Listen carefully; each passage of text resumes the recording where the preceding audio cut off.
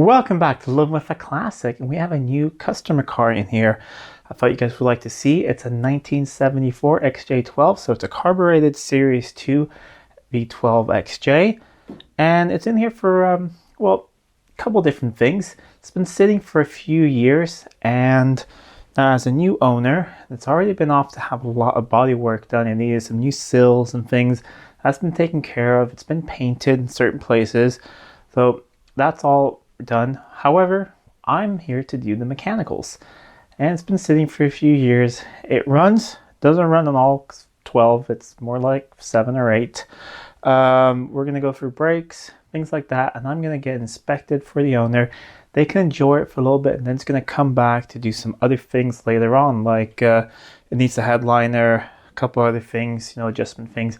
But we're just gonna do sort of basics now to get it up and running reliably on all 12 cylinders. But let's do a brief look around it, and then we're going to see in today's episode if we can get this thing running on all 12. So initially, car looks really good. It has a couple things, like I said, it doesn't have a headliner and some parts of the interior taken apart. I'm going to help the owner with some of those things, but the other things he's going to do himself. It's freshly painted, so the owner is going to wet sand certain areas and do the whole polish and wax thing, but it's pretty much just a gun fresh look, and that's what he wanted. He wanted to finish the rest of it himself. Over here we have a 5.3 liter V12 on carbs, and well, there are a couple of issues that we're gonna have to address. First of all is there's a lot of things removed, so that's really good. We have all of the smog stuff and air pumps and all that's removed. However, a lot of vacuum lines and things are just sort of laying here, not connected to things, vent lines and things. So we're going to figure that out, figure out what needs to be there, and do something about that. The good thing is that the troublesome Opus ignition system has been replaced with a Petronic system. So that should be reliable, but I have a new cap and rotor and leads and plugs. So I think that is really where we're going to start. Do plugs. The owner wants me to do a compression test while everything's apart, so we'll do that as well. May not be perfect readings, but we're just gonna make sure that every cylinder has some compression, and then if it runs longer, it will do better, because it's just been moved around on choke now for a while, and it's been sitting since about 2016. The other thing I'm going to do is, of course, all fuel lines. We're going to do all of the coolant hoses as well, because actually, no.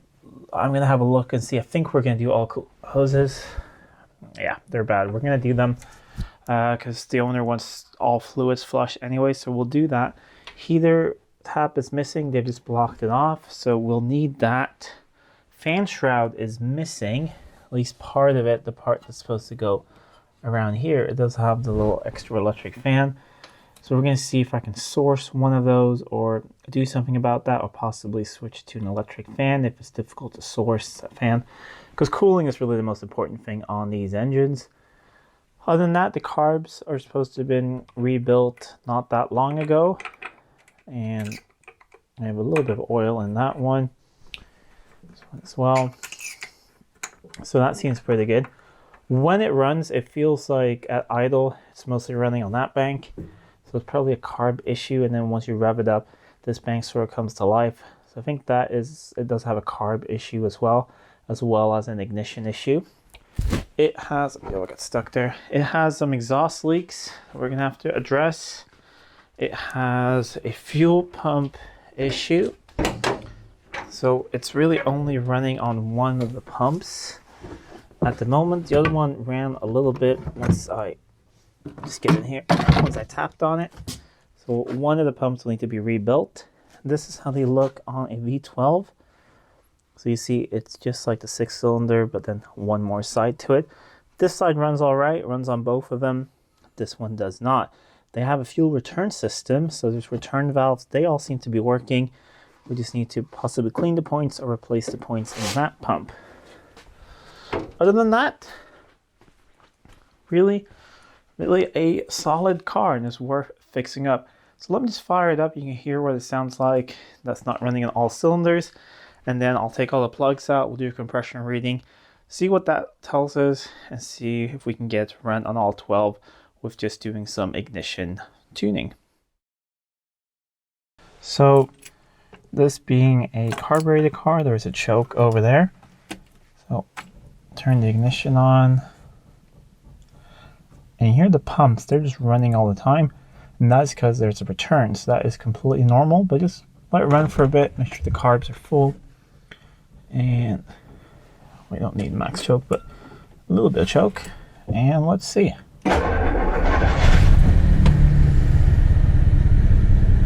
There we go.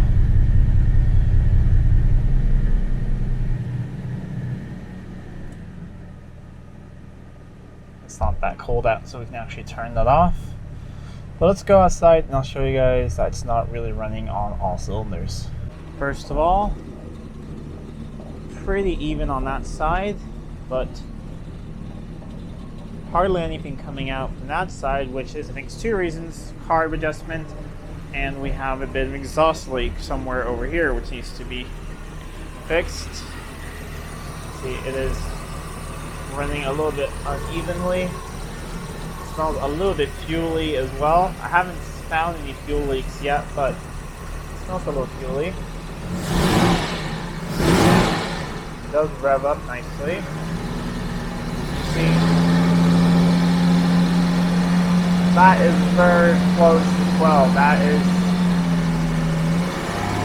10, 11-ish. You see, it gets a little bit better. So I think it's just really foul plugs and some type of carb adjustment needed. So let me turn it off. We'll get all the plugs out, this out of the way. We'll have a look inside the distributor, do a compression test, and go from there.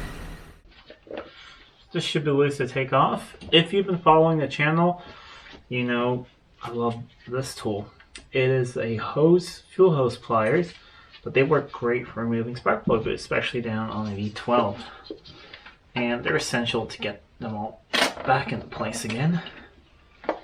So we're going to remove all of this. I also want to see if the vacuum advance / vacuum retard works, see which system this car has, and see any possibility for any upgrades.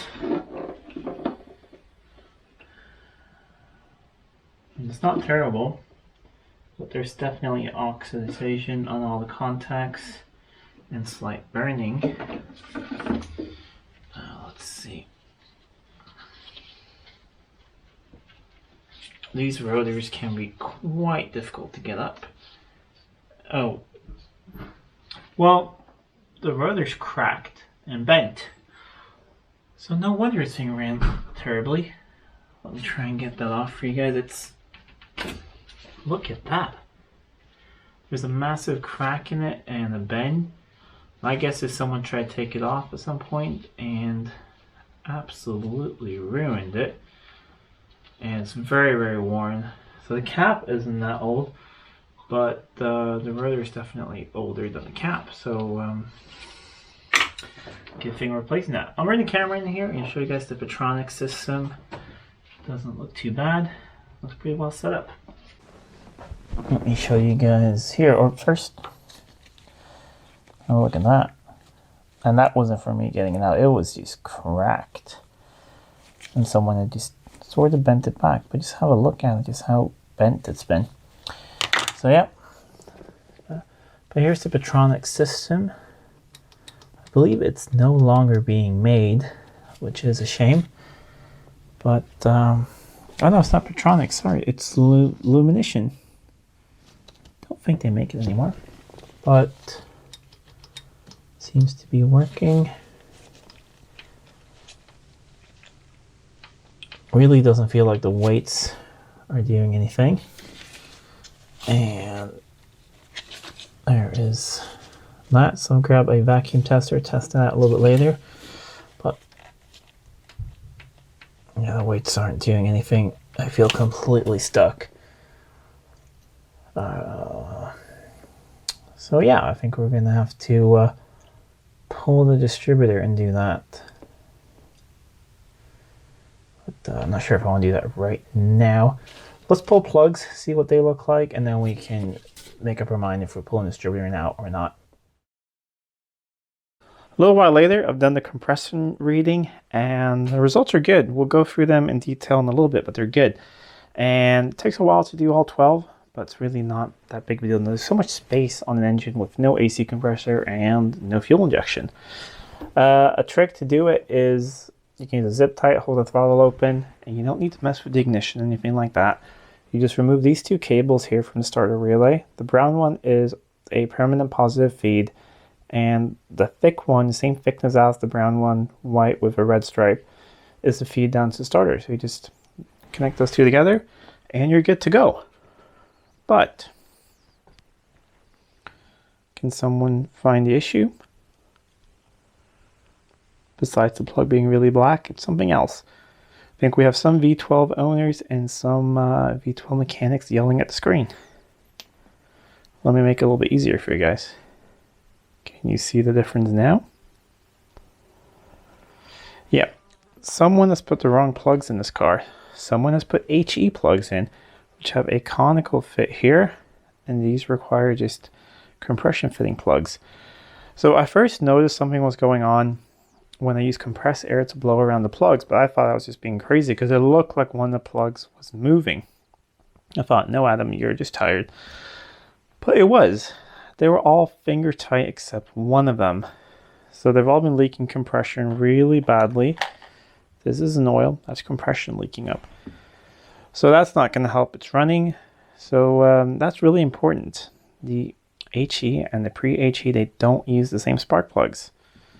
You got to be really careful and get the right spark plugs. This is a pre-HE, that's an HE. But yeah, enough of that little rant. Just make sure that you get the right plugs for your V12. And if you're unsure, then you can look it up in the owner's manual or workshop manual. Here are the compression readings, and they're good.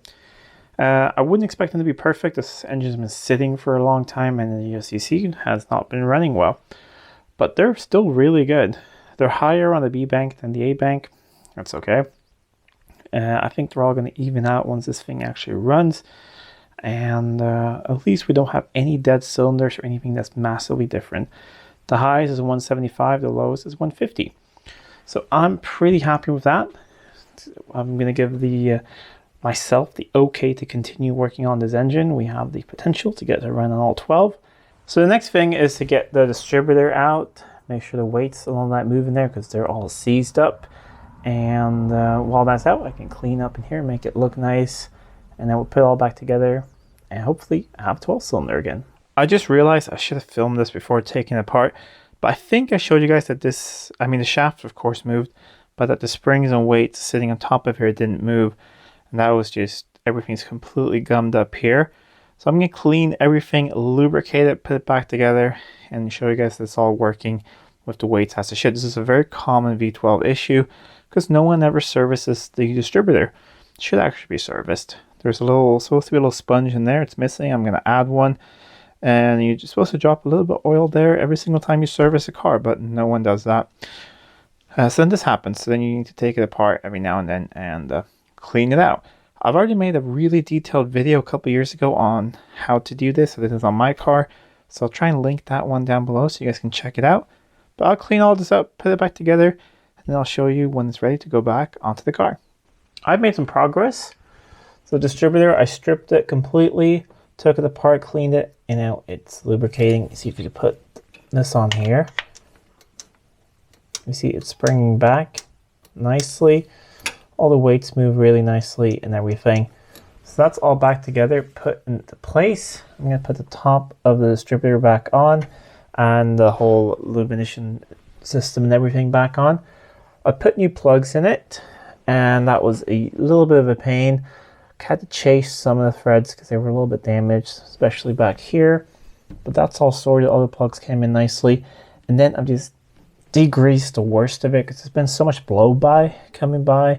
The plugs, everything sort of, I mean, I haven't done anything perfect. We're just degreasing a little bit so that when the owner starts driving this car, we can keep a track on to see if we have any oil leaks. Because so far, everything was just covered in stuff from the blow-by, so it's really hard to tell. But I'm going to put that back together. New cap, new rotor, new plugs. We'll put it back together, and then let's see if we can fire this thing up and hopefully have it run on all 12. got the illumination and ignition stuff back in there, but I have a little bit of a question about it. I was trying to find some fitment instructions online because the previous owner has drilled a hole. You guys can't see, but just imagine the rod going out from the vacuum distributor. They've drilled several holes in there, and I think they've used them, and that just moves the ignition quite a bit. But I don't want to do that because that will change the angle of the rod, and it doesn't really move that smoothly. And none of the advanced anything worked on this thing before. And judging by how terrible the spark plugs looked and everything, this thing's been running really rich. So ignition might be completely off timing when I put everything back together, but we'll find out and then take it apart and go from there. But we have a new cap in a nice little box. And I'm going to see some of these caps, like the old original ones, they actually have a mark for number 1, but this one doesn't. So kind of being lazy, I'm just using the old cap. I'm just going to find number 1 on that one and compare. We have a new rotor that is not broken, so we'll put that on there.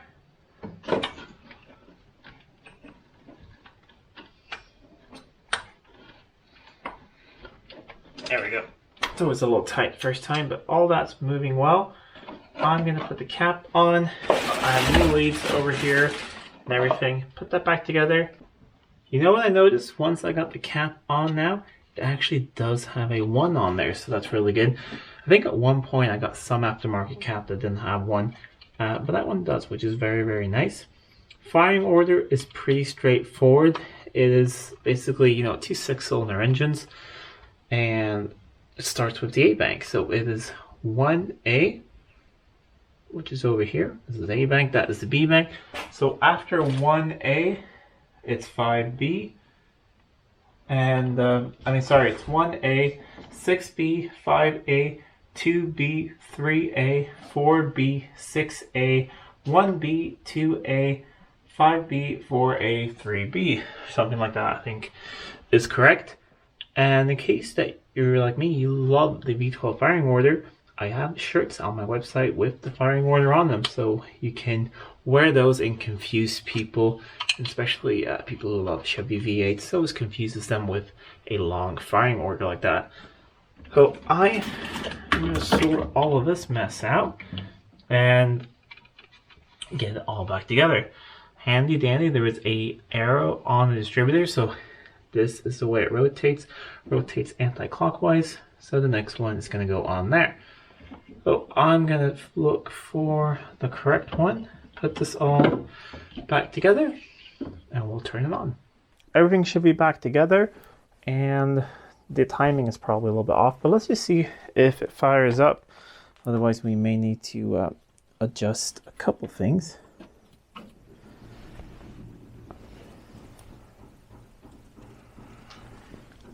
Funny, I haven't actually been in the engine bay when you hear the carbs fill up.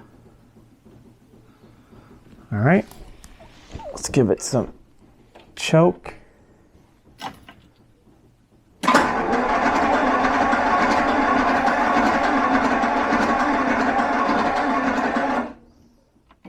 Almost as if there's no ignition. There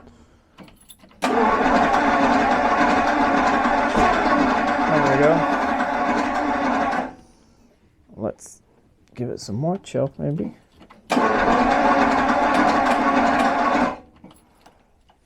Less.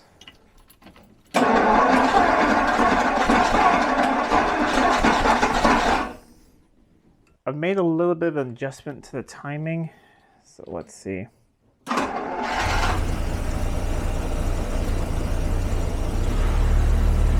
we go, a little bit of choke.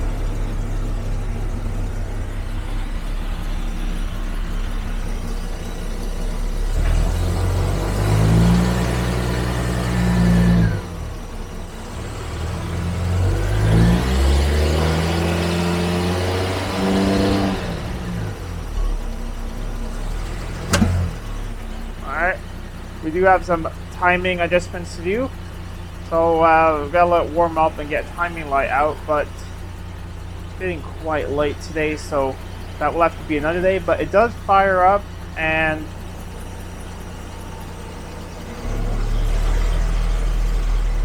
it does feel very, very 12 cylinders. Not at all like before.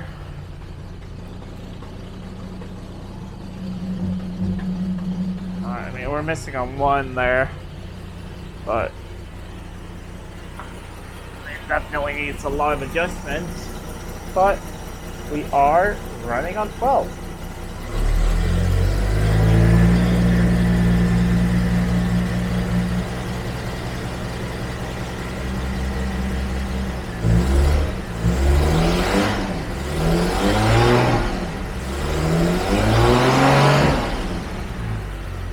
There we go. Still have to do a lot of things with the carbs, but at least we're firing on all 12 cylinders now. Alright, so we gotta let the smoke clear in here a bit. Do have a lot of fine adjustments left to do, but it is running on 12, and that's what was the goal. So got a lot of things left to do. I'm gonna have to back it out a little bit when I do that, and I don't really have the front wheels completely on, so that will be another day. And then we'll run up the temperature, set the ignition timing. When I've done that, we can start having a look at the carbs. I think we're gonna have to take the tops off and just make sure that none of the diaphragms are broken, and go from there. I have some spare diaphragms at home, so that's really good. Anyways, I hope you guys like this video, and let me know down below if you want to see more on me getting this thing back into life. What's left to do is tune the engine, check the carbs, fix an exhaust leak, bleed brakes, or just replace brake fluid and brake hoses, bleed that, make sure that they're all working, service the transmission, oil change, replace coolant hoses, coolant, flush the coolant system, thermostat. So pretty long list, but not that bad. Just, you know, a major service. But if you want to see that, let me know in the comments down below. Anyways, if you like this video, please give a thumbs up, share it with friends. If you're not already subscribed to the channel, please do subscribe to the channel. It really does help out a lot. Until next time, I'm Adam. This was Living with a Classic. I'll see you soon.